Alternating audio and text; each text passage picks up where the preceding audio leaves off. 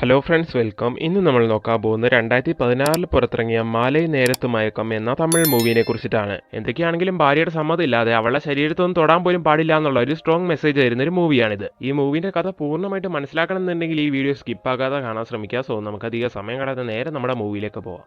മൂവിയുടെ തുടക്കത്തിൽ നമ്മുടെ നായികനെ കാണിക്കുന്നു. അവളിപ്പോൾ കഴിഞ്ഞുകൊണ്ടിരിക്കുന്നത് അവളുടെ അമ്മയുടെ കൂടെയാണ്. ഭയങ്കര ഇനാക്റ്റീവായി ഒരു ശോകത്തോടെയാണ് അവളിപ്പോൾ ജീവിച്ചുകൊണ്ടിരിക്കുന്നത്. അതിനൊരു കാരണമുണ്ട്, അത് നമുക്ക് വഴിയെ നോക്കാം. അങ്ങനെ ഇരിക്കുന്ന അതേ സമയം തന്നെ പണ്ട് നായികയുമായിട്ട് ബ്രേക്കപ്പ് ആയ അവളുടെ ഒരു പഴയ കാമുകനുണ്ടായിരുന്നു. അയാളിപ്പോൾ നായികയുമായിട്ട് അടുക്കാനായിട്ട് വീണ്ടും ശ്രമിച്ചുകൊണ്ടിരിക്കുകയാണ്. അങ്ങനെ നായിക താമസിച്ചുകൊണ്ടിരിക്കുന്ന അപ്പാർട്ട്മെന്റിന്റെ താഴെ വന്നിട്ട് അയാൾ അവളെ ഇംപ്രസ് ചെയ്യാൻ വേണ്ടി ഒരുപാട് കാര്യങ്ങൾ ചെയ്യുന്നുണ്ട്. എന്നാൽ നമ്മുടെ നായികയാണെങ്കിൽ അതൊന്നും വലിയ കാര്യമാക്കാതെ അവളുടെ ജോലി നോക്കി നടക്കുന്നു. സോ അങ്ങനെയൊക്കെയാണ് നമ്മുടെ നായികന്റെ ജീവിതം. സംഭവം ഇങ്ങനെയൊക്കെയാണെങ്കിലും അവളുടെ ജീവിതത്തിൽ എന്തൊക്കെയോ ശോകം അനുഭവിക്കുന്നുണ്ടെന്ന് നമ്മൾ പറയുന്നുണ്ടായിരുന്നല്ലോ.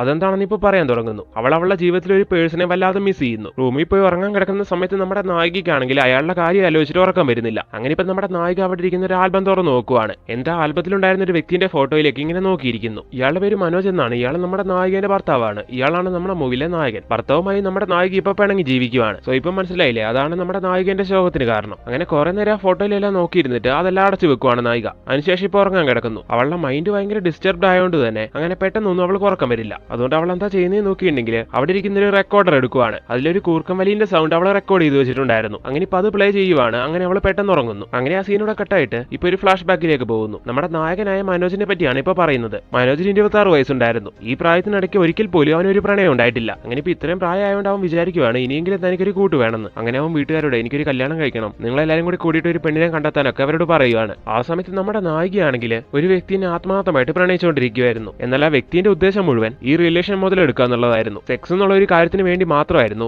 അവൻ ഇവളെ പ്രണയിച്ചുകൊണ്ടിരുന്നത്. എന്നാൽ കല്യാണത്തിന് മുമ്പ് അങ്ങനെ നടക്കില്ല എന്ന് അവൾ ഉറപ്പിച്ച് പറയുന്നു. അപ്പൊ കാര്യങ്ങളൊന്നും നടക്കില്ല എന്നറിയുന്ന സമയത്ത് അയാൾ ഇവളുമായിട്ട് ബ്രേക്കപ്പ് ആവുന്നു. നായിക അത്ര സിൻസിയർ ആയിട്ട് അവനെ പ്രണയിച്ചുകൊണ്ട് തന്നെ ആ ഒരു കാര്യം അവളെ വല്ലാതെ ബാധിക്കുകയാണ്. അങ്ങനെ നായിക വല്ലാതെ ശോകമാവുന്നു. അങ്ങനെ ആ സമയത്ത് നമ്മുടെ നായികന്റെ ശോകാവസ്ഥയെല്ലാം അവളുടെ അമ്മ ശ്രദ്ധിക്കുന്നുണ്ടായിരുന്നു. അവളുടെ അമ്മയ്ക്കാണെങ്കിൽ ആ സമയത്ത് ക്യാൻസറും ആയിരുന്നു. അതുകൊണ്ട് തന്നെ അവളുടെ അമ്മ പറയുകയാണ്, ഇനി ഞാൻ എത്ര നാൾ ജീവിച്ചിരിക്കുന്നു എനിക്ക് ഉറപ്പില്ല. അതുകൊണ്ട് എനിക്ക് എന്തെങ്കിലും പറ്റുന്നതിന് മുമ്പ് നീ ഒരു കല്യാണം കഴിക്കണം. ഇത് അമ്മയുടെ അവസാന ആഗ്രഹമായിട്ട് എടുത്ത് നീ ഇത് നടത്തി തരണം. അമ്മ ഇങ്ങനെ ഇമോഷണൽ ആയിട്ട് ഈ ഒരു കാര്യം പറയുന്ന സമയത്ത് അവൾക്കാണെങ്കിൽ വേറെ ഒന്നും ചെയ്യാൻ കഴിയുന്നില്ല. അങ്ങനെ നിവൃത്തിയില്ലാതെ അവളെ ഓക്കെ പറയുവാണ്. അങ്ങനെ അന്ന് മുതൽ അമ്മ അവൾക്ക് വേണ്ടി ഒരു പയ്യനെ അന്വേഷിക്കാൻ തുടങ്ങുന്നു. അങ്ങനെ അന്വേഷണം ചെന്ന് നിൽക്കുന്നത് നമ്മുടെ നായകന്റെ ഫാമിലിന്റെ അടുത്താണ്. ഇപ്പൊ രണ്ടു കൂട്ടരും ഒരു അലയൻസിന് കാത്തിരിക്കുവാണല്ലോ. അങ്ങനെ ഈ ബന്ധം വലിയ കുഴപ്പമില്ലാന്ന് അറിയുന്ന സമയത്ത് രണ്ടു കൂട്ടരും കൂടി അവരുടെ കല്യാണം ഉറപ്പിക്കുവാണ്. അങ്ങനെ കല്യാണം കഴിക്കാൻ വേണ്ടി റെഡി ആയിട്ട് നിൽക്കുന്ന നമ്മുടെ നായകനും കല്യാണത്തിനോട് വലിയ താല്പര്യമില്ലാത്ത നമ്മുടെ നായികയും തമ്മിൽ കല്യാണം കഴിക്കുവാണ്. അങ്ങനെ ഇപ്പൊ അവരുടെ കല്യാണത്തിന്റെ റിസപ്ഷൻ എല്ലാം കാണിക്കുവാണ്. നായകന് കുറച്ച് തലതെറിച്ച കൂട്ടുകാരന്മാരുണ്ടായിരുന്നു. അവന്മാരിപ്പോ ആ പാർട്ടിക്ക് വന്നിട്ട് എടാ നിനക്ക് ഇത്രയും സുന്ദരിയായിട്ടുള്ള ഒരു പെണ്ണിനെ കിട്ടുമെന്ന് ഞങ്ങൾ ഒരിക്കലും വിചാരിച്ചില്ലടാന്നൊക്കെ പറയുവാണ്. തനിക്ക് കിട്ടിയ നല്ല സുന്ദരിയായിട്ടുള്ള ഒരു പെണ്ണിനെയാണല്ലോ എന്ന് വിചാരിച്ച നായകനാണെങ്കിൽ ഈ സമയത്ത് ഒരുപാട് പ്രൗഡ് ആവുന്നു. അങ്ങനെ റിസപ്ഷനും പരിപാടികളെല്ലാം കഴിഞ്ഞ് അന്ന് രാത്രി അവരുടെ ഫസ്റ്റ് നൈറ്റ് കാണിക്കുന്നു. നായകന്റെ ഇത്രയും പ്രായത്തിനിടയിൽ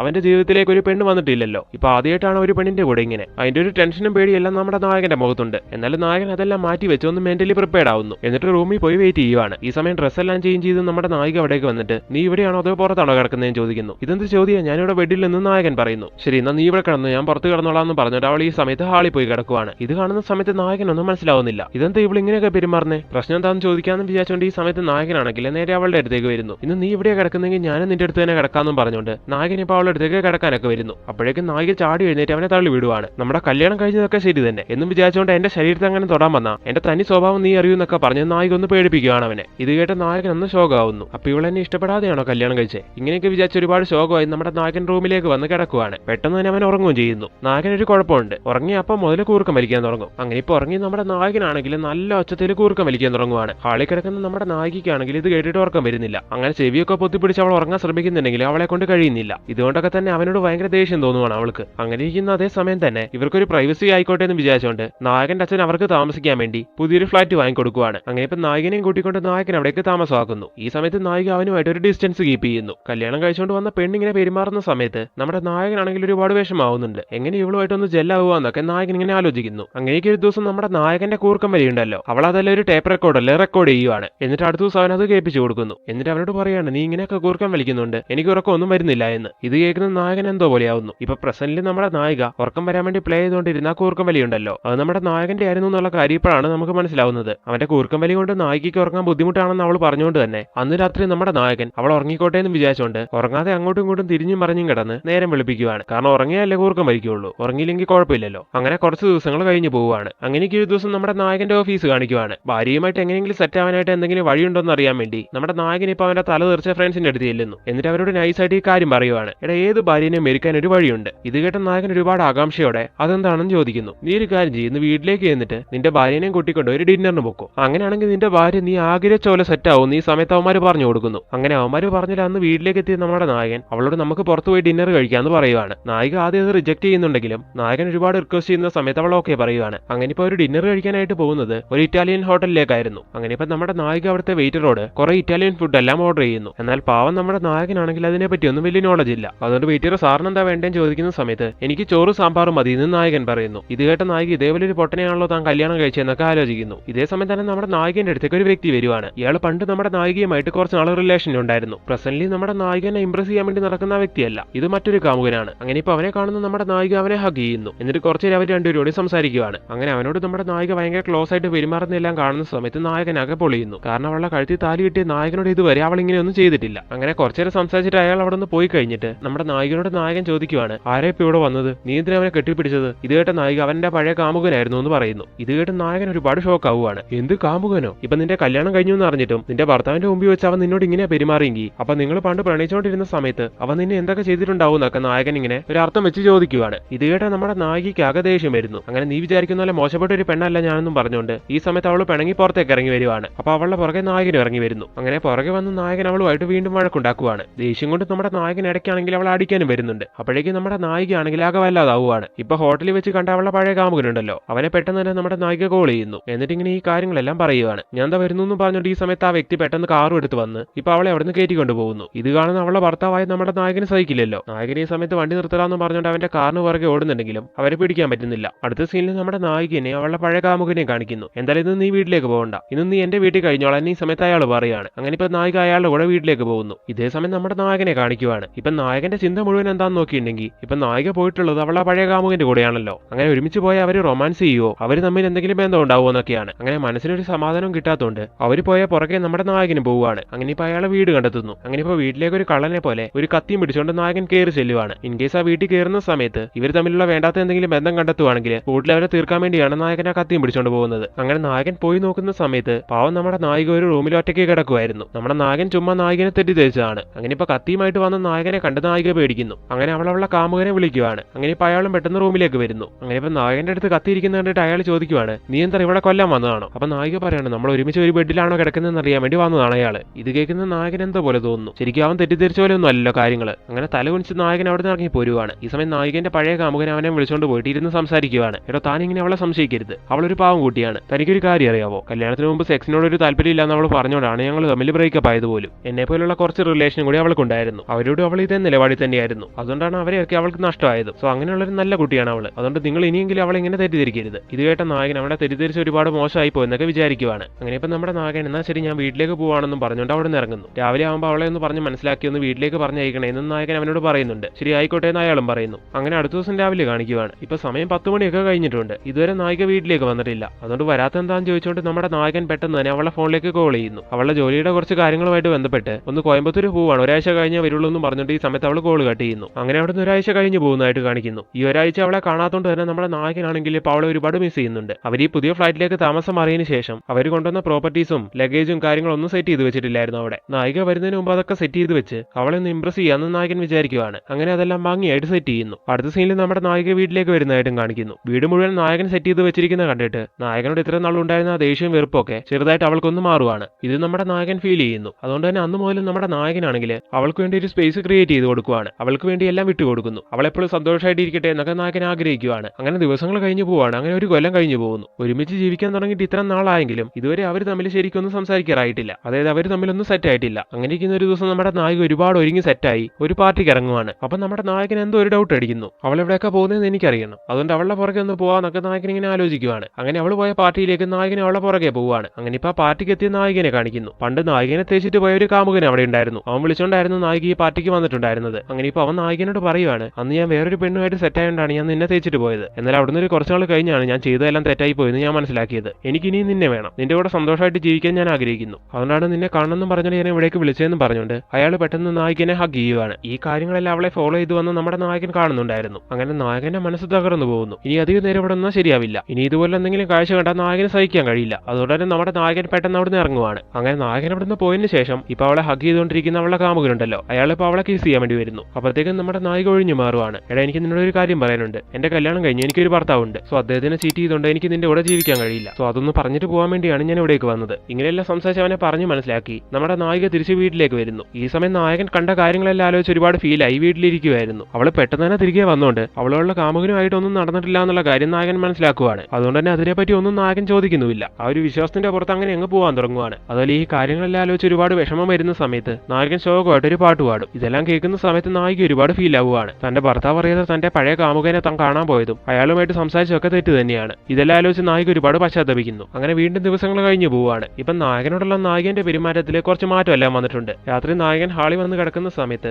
അവന് തണുക്കണ്ടെന്ന് വിചാരിച്ചുകൊണ്ട് നായിക കൊണ്ട് പുതപ്പെല്ലാം പുതപ്പിക്കും. അതുപോലെ അവൾക്ക് പനിയെല്ലാം പിടിച്ച് കിടക്കുന്ന സമയത്ത് നായകൻ അവളെ കൂടെ ഇരുന്ന് ഒരുപാട് കെയർ ചെയ്യും. അങ്ങനെ അവിടുന്ന് 2 കൊല്ലം കഴിഞ്ഞു പോവുകയാണ്. അങ്ങനെ അവരുടെ കല്യാണം കഴിഞ്ഞിട്ട് ഇപ്പോൾ 3 കൊല്ലം കഴിഞ്ഞെങ്കിലും ഇതുവരെ അവരുടെ ഇടയിൽ ഫിസിക്കലായിട്ടൊന്നും നടന്നിട്ടില്ല. അങ്ങനെ ദിവസങ്ങൾ കഴിഞ്ഞു പോവുകയാണ്. അങ്ങനെയൊരു ദിവസം നമ്മുടെ നായിക പറയുകയാണ് നായകനോട്, നിനക്ക് ഓർമ്മയുണ്ടോ, നാളെ നമ്മുടെ 3ാമത്തെ വെഡിങ് ആനിവേഴ്സറി ആണ്. അതുകൊണ്ട് നമ്മുടെ രണ്ടുപേരുടെ ഫാമിലിനെ നാളെ നമുക്ക് ഇവിടേക്ക് ഇൻവൈറ്റ് ചെയ്യണം. നമുക്ക് വേണ്ടി അല്ലെങ്കിൽ അവർക്ക് വേണ്ടി നമുക്കൊരു പാർട്ടി നടത്തണം. ഇത് കേട്ട നായകൻ അതിനെ പറ്റി ആലോചിക്കുവാണ്. ഈ കഴിഞ്ഞ 3 കൊല്ലമായിട്ടും ഇങ്ങനെയൊന്നും അവൾ സംസാരിച്ചിട്ടില്ല. ഇപ്പൊ അവർക്ക് വേണ്ടി നടത്താന്നാണെങ്കിൽ നായിക പറയണമെങ്കിൽ അവൾക്ക് അതിൽ താല്പര്യം ഉണ്ടായിട്ടല്ലേ എന്ന് നായകൻ ഇങ്ങനെ ആലോചിക്കുവാണ്. അങ്ങനെ അവളുടെ ഈ സംസാരത്തിലൂടെ അവൾക്ക് തന്നോട് ചെറിയ താല്പര്യമെല്ലാം വന്നു തുടങ്ങിയിട്ടുണ്ടെന്നുള്ള കാര്യം നായകൻ മനസ്സിലാക്കുവാണ്. അങ്ങനെ ഈ സന്തോഷം പെട്ടെന്ന് തന്നെ അവന്റെ ഫ്രണ്ട്സിനെ വിളിച്ചറിയിക്കുന്നു. ഇതെല്ലാം കേൾക്കുന്നവന്റെ തലതെറിച്ച ഫ്രണ്ട്സ് ഒരു പക്ക ഫൂളിഷ് ആയിട്ടുള്ള ഐഡിയ അവന് പറഞ്ഞു കൊടുക്കുവാണ്. എടാ, നീ പറഞ്ഞില്ലേ അവൾക്ക് നിന്നോട് ചെറിയ താല്പര്യം തോന്നി തുടങ്ങിയെന്ന്, അത് നീ മുതലെടുക്കണം. നീ അവൾ പറഞ്ഞാൽ നാളെ ആ പാർട്ടിയിൽ നിന്റെ കുടുംബക്കാരെ ഒന്നും വിളിക്കാൻ പാടില്ല. നീ നിങ്ങളുടെ വെഡിങ് ആനിവേഴ്സറി ആഘോഷിക്കുന്ന കാര്യങ്ങളെല്ലാം സെറ്റ് ചെയ്തു. നാളെ നിങ്ങൾ രണ്ടുപേരും മാത്രമേ വീട്ടിലുണ്ടാവാൻ പാടുള്ളൂ. അങ്ങനെ നീ അവളോട് ശരിക്കും സംസാരിച്ച് സെറ്റായി അവളുമായിട്ട് റൊമാൻസ് ചെയ്യാൻ നോക്ക്. ഇത് നിനക്ക് കിട്ടിയ അടിപൊളി ചാൻസ് ആണെന്നും ഫ്രണ്ട്സ് പറയുന്നു. ഇത് കേട്ട നായകൻ അങ്ങനെ ചെയ്യാൻ ആലോചിക്കുവാണ്. അങ്ങനെ അടുത്ത ദിവസം അവർ വീട്ടിൽ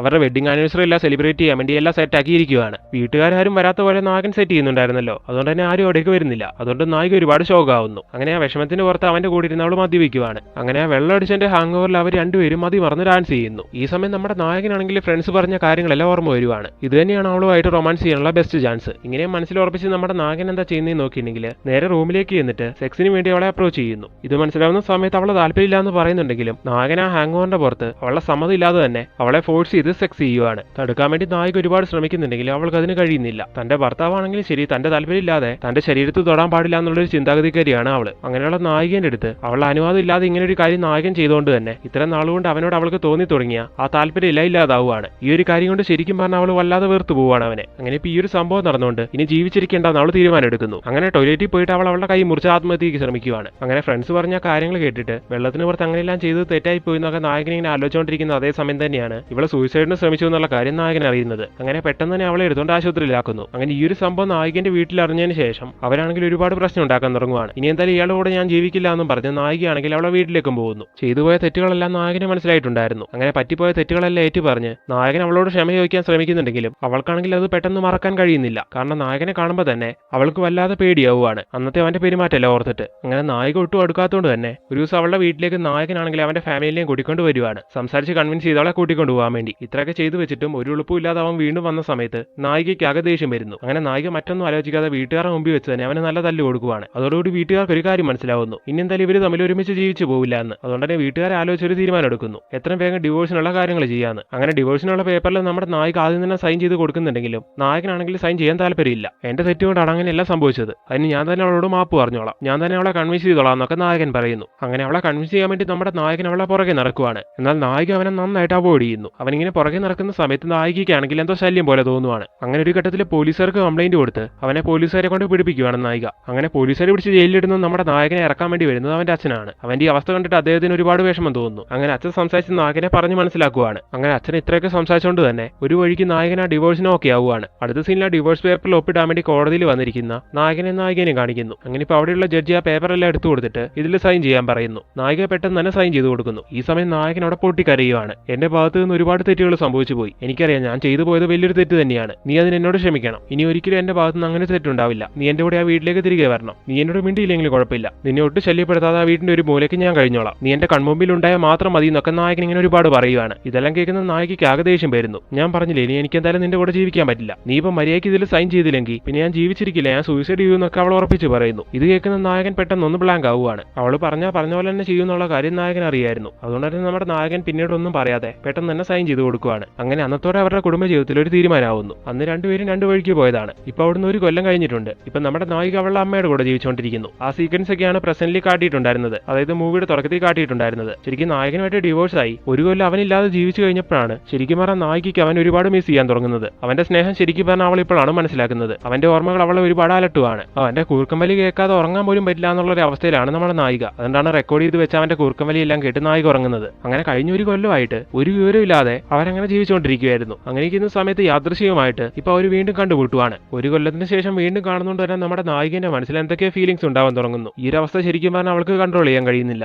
ഇനി നായകനെ കണ്ടാൽ ചിലപ്പോൾ അവളുടെ കൺട്രോൾ വിട്ടുപോകും. അതുകൊണ്ട് തന്നെ നമ്മുടെ നായിക എന്ത് ചെയ്യുന്നൊക്കെ ആലോചിക്കുവാണ്. അവളുമായിട്ട് പണ്ട് ബ്രേക്കപ്പ് ആയ അവളുടെ കാമുകൻ ഇപ്പൊ അവളുമായിട്ട് സെറ്റ് ആവാൻ വേണ്ടി നടക്കുവാണല്ലോ. സോ നായകൻ ഇനി മൈൻഡിലേക്ക് കയറാതിരിക്കാൻ വേണ്ടി അവനെ മറക്കാൻ വേണ്ടി നമ്മുടെ നായിക ഇപ്പൊ ഒരു കാര്യം ചെയ്യുന്നു. അവളുടെ പുറകെ നടക്കുന്ന അവളുടെ പഴയ കാമുകനുണ്ടല്ലോ, നായകനെ മറക്കാനായിട്ട് അയാളുമായിട്ട് പോയി സെറ്റ് ആവുകയാണ്. അങ്ങനെ ഇപ്പൊ നായിക അയാളുമായിട്ട് സെറ്റ് ആയതുകൊണ്ട് അയാളിപ്പോ നായകനെയും കൂട്ടിക്കൊണ്ട് ഒരു ലോങ് ട്രിപ്പ് പോവുകയാണ്. ഇതേ സമയം തന്നെ നമ്മുടെ നായികന്റെ അമ്മയാണെങ്കിൽ ഈ കാര്യങ്ങളെല്ലാം നായകനെ വിളിച്ചറിയിക്കുന്നു. മോനെ, നിന്റെ ഓർമ്മകൾ അവളെ ഒരുപാട് അലട്ടുന്നുണ്ടായിരുന്നു, അതെല്ലാം മറന്നു കളയാൻ വേണ്ടിയാണ് ഇപ്പൊ അവനുമായിട്ട് അവൾ സെറ്റ് ആയത്. ഇങ്ങനെയെല്ലാം അവളുടെ അമ്മ പറയുന്ന സമയത്ത് അവളെ കണ്ട് സംസാരിക്കണമെന്ന് നായകൻ ആഗ്രഹം വരുവാണ്. സംഗതി ഇവർ തമ്മിൽ ഡിവോഴ്സ് ആയെങ്കിലും നായകന്റെ മൈൻഡിൽ നിന്ന് ഇതുവരെ അവൾ ഇറങ്ങിപ്പോയിട്ടില്ല. അവള് നായകന്റെ ഓർമ്മകളിൽ വേദനിക്കുന്ന പോലെ തന്നെ അവനും വേദനിക്കുന്നുണ്ടായിരുന്നു. അങ്ങനെ ഇപ്പൊ അവളെ കണ്ട് കൺവിൻസ് ചെയ്യാൻ വേണ്ടി അവർ പോയ സ്ഥലത്തേക്ക് നായകൻ അവന്റെ ഫ്രണ്ട്സിനെയും കൂട്ടിക്കൊണ്ട് പോവുകയാണ്. ഇപ്പൊ അവരുടെ കൂടെ നായകന്റെ ഒരു ഫ്രണ്ടും ഉണ്ട്. ഈ പെണ്ണ് നായകനുമായിട്ട് സോഷ്യൽ മീഡിയയിലൂടെ കമ്പനി ആയതാണ്. അവൾ വൺ സൈഡായിട്ട് നായകനെ നോക്കുന്നുണ്ടായിരുന്നെങ്കിലും നായകന്റെ മനസ്സ് നിറയെ നായികയാണെന്നുള്ള കാര്യം അവൾ മനസ്സിലാക്കുവാണ്. അന്ന് മുതൽ ആ പെണ്ണ് നായകന്റെ കൂടെ ഒരു ബെസ്റ്റ് എന്നുള്ള രീതിയിൽ നടക്കുവാണ്. അങ്ങനെ ഇപ്പൊ അടുത്ത സീനിൽ നായികയും കാമുകനും അവർ ഉദ്ദേശിച്ച സ്ഥലത്തേക്ക് റീച്ച് ആവുകയാണ്. എന്നിട്ട് അവിടെ സ്റ്റേ ചെയ്യാൻ വേണ്ടി അവരവിടെ ഒരു മുറി എടുക്കുവാണ്. അതിന്റെ തൊട്ടപ്പുറത്തെ മുറി നമ്മുടെ നായകനും ടീംസ് കൊടുക്കുന്നു. അങ്ങനെ ഇപ്പൊ അവിടെ എത്തിയ നായകന്റെ കൂടെ ആ പെണ്ണിനെ കണ്ടിട്ട് നമ്മുടെ നായിക ഒന്ന് ടെൻഷൻ ആവുകയാണ്. കാരണം ഇപ്പോഴും അവളുടെ മനസ്സിലെ നായകൻ തന്നെയാണല്ലോ. എന്നാൽ ആ പൊസസീവ്നെസ് ഒന്നും അവൾ പുറത്ത് കാണിക്കുന്നില്ല. ഒരു ഘട്ടത്തിൽ വാഷിംഗ് ഏരിയയിലേക്ക് വരുന്ന സമയത്ത് ആ പെണ്ണിനെ നമ്മുടെ നായികയ്ക്ക് തനിച്ച് കിട്ടുവാണ്. അപ്പൊ ഇവർ തമ്മിലുള്ള ബന്ധം അറിയാൻ വേണ്ടി നമ്മുടെ നായിക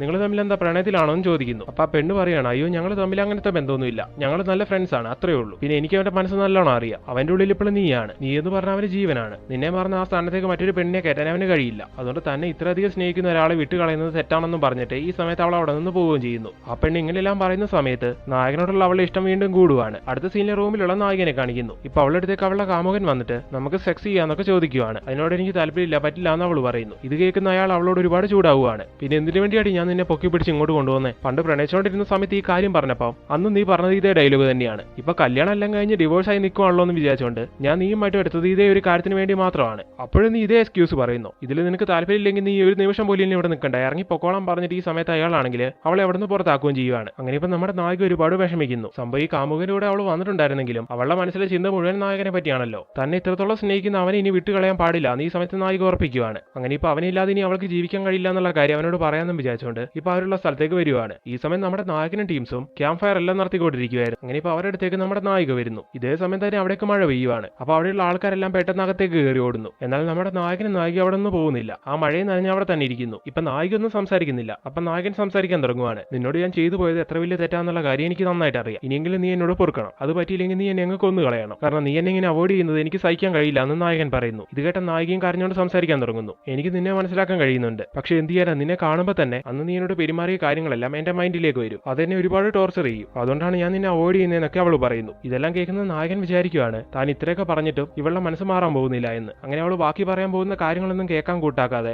നായകൻ അവളുടെ കയ്യിലേക്ക് ഒരു കത്തി എടുത്തു കൊടുക്കുന്നു. എന്നിട്ട് അവളുടെ കൈ കൊണ്ട് ആ കത്തി പിടിപ്പിച്ചിട്ട് അവന്റെ മേത്തേക്ക് ആ കത്തി വെച്ച് കുത്തിപ്പിക്കുവാണ്. അങ്ങനെ കുത്തുകൊണ്ട് നമ്മുടെ നായകൻ അവിടെ വീഴുന്നു. ശരിക്കും ഇപ്പൊ നായികയ്ക്ക് അവന് ഇഷ്ടമെന്നുള്ള കാര്യം പറയാൻ വേണ്ടിയാണല്ലോ നായിക വന്നത്. അതവൾ പറയുന്നതിന് മുമ്പ് തന്നെ അവൻ ഇങ്ങനെ ഒരു കാര്യം ചെയ്തുകൊണ്ട് നായിക ആണെങ്കിൽ പൊട്ടിക്കരയുവാണ്. അങ്ങനെ പൾസ് എല്ലാം ചെക്ക് ചെയ്ത് നോക്കുന്ന സമയത്ത് അവൻ മരിച്ചിട്ടില്ല എന്ന് മനസ്സിലാവുകയാണ്. അങ്ങനെ പെട്ടെന്ന് അവന്റെ ആൾക്കാരെല്ലാം വിളിച്ച് അവനെ ആശുപത്രിയിലേക്ക് എത്തിക്കുന്നു. അങ്ങനെ ആ സീനോടെ കട്ടായിട്ട് കുറെ നാളുകൾക്ക് ശേഷം കാണിക്കുവാണ്. അന്ന് കറക്റ്റ് ടൈമിൽ തന്നെ അവരെല്ലാരും കൂടി നായകനെ ആശുപത്രിയിലേക്ക് എത്തിക്കുന്നുണ്ട്. അവൻ മരിക്കുന്നില്ലായിരുന്നു. ഇപ്പൊ നമ്മുടെ നായകനും നായികയും ഒരുമിച്ച് ഒരേ ബെഡിൽ കിടക്കുന്നതായിട്ട് കാണിക്കുന്നു. നായകനെ ഇപ്പൊ ഒരുപാട് കൂർക്കം വലിക്കുന്നുണ്ടെങ്കിലും അവൾ അതൊന്നും കാര്യമാക്കാതെ നായകനെ കേട്ടി പിടിച്ച് കിടക്കുവാണ്. അങ്ങനെ കല്യാണം കഴിഞ്ഞ അവരുടെ ജീവിതത്തിൽ ഒരുപാട് പ്രശ്നങ്ങൾ ഉണ്ടായിട്ടുണ്ടെങ്കിലും ഇപ്പൊ അതെല്ലാം സോൾവ് ചെയ്ത് അവർ ഒരുമിച്ച് ജീവിക്കുന്നതായിട്ട് കാണിച്ചുകൊണ്ട് ഈ ഒരു മൂവി അവസാനിക്കുന്നു.